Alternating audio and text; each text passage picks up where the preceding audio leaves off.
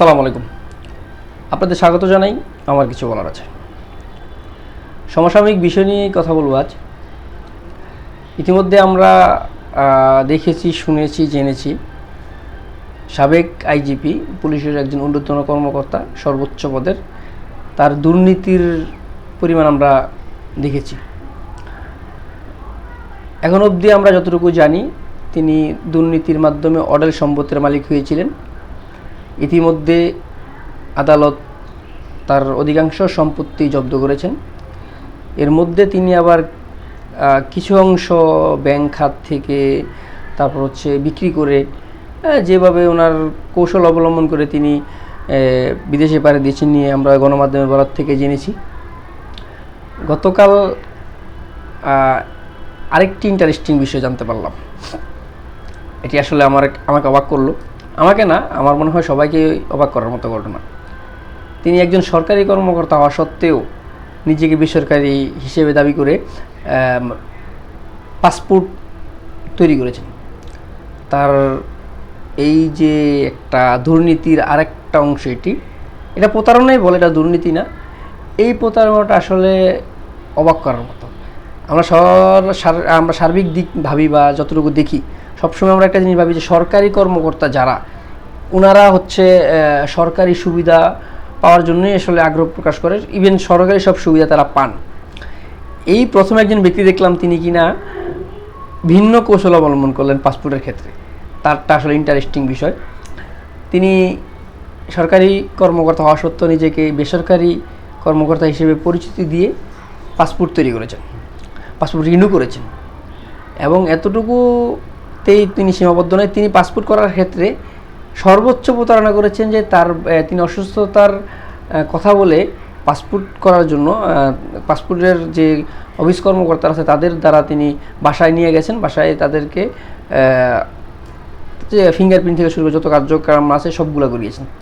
এটি আসলে একটা ইন্টারেস্টিং বিষয়, আমাদের একটু ভালো লাগার বিষয়। আমরা আসলে প্রতারণা কত প্রকার ও কী এটা জানতে পারলাম। এটা আমাদের জন্য একটা লজ্জার বিষয়। আমাদের অনেকেই সেখানে কর্মরত ছিলেন পাসপোর্ট অফিসে, তারা কেন বিষয়টা নিয়ে ভাবেননি বা দেখেননি। ভালো লাগলো তিনি। এখন আমরা বলতেছি যে গণমাধ্যমের বরাত থেকে জানতে পারতেছি বা দেশের উচ্চপদস্থ মানুষদের, কর্মকর্তাদের থেকে আসলে জানতে পারতেছি যে তিনি দুর্নীতির দ্বারা এত সম্পদ তৈরি করেছেন, সম্পদের অর্জন করেছেন। তার একটা অ্যাচিভমেন্ট এই সম্পদ। আমি জানি না কতটুকু সত্য এটা। উনি হয়তো আইনের অনেক জটিলতা থাকে, আইনের বরাত থেকেই হয়তো বা তিনি প্রমাণ করতে পারবেন। ইতিমধ্যে আমরা জানি 6 তারিখ তার সশরীরে আদালতে হাজির হওয়ার কথা। তিনি আসবেন কি না সেটাও একটা গোলাসার ভিতরে আছেন। যদি তিনি না আসেন, অনেকটা প্রমাণিত সে দুর্নীতিবাজ। তবে তার দুর্নীতির মধ্যকার প্রতারণার জিনিসটা খুব ভালো লেগেছে। সে একজন নিজেকে বেসরকারি প্রতিষ্ঠানের কর্মকর্তা হিসেবে পরিচিতি দিয়েছেন সরকারি চাকরিতে থাকা অবস্থায়ও। এটি আসলে খুব অবাক করার বিষয়। আমরা তার এই কী বলে এটাকে, অনেক সময় আমরা ভিন্ন কৌশল অবলম্বন করি, কিন্তু তারটা ভিন্নর থেকে যদি অন্য কিছু থাকে সেটা।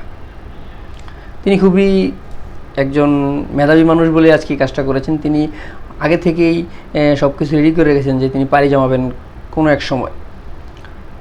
আজ আমরা তার দুর্নীতির খবর পেলাম, জানলাম। এটা আজও কাল লোক জানার কথাই, কারণ সব কিছুরই একটা শেষ থাকে।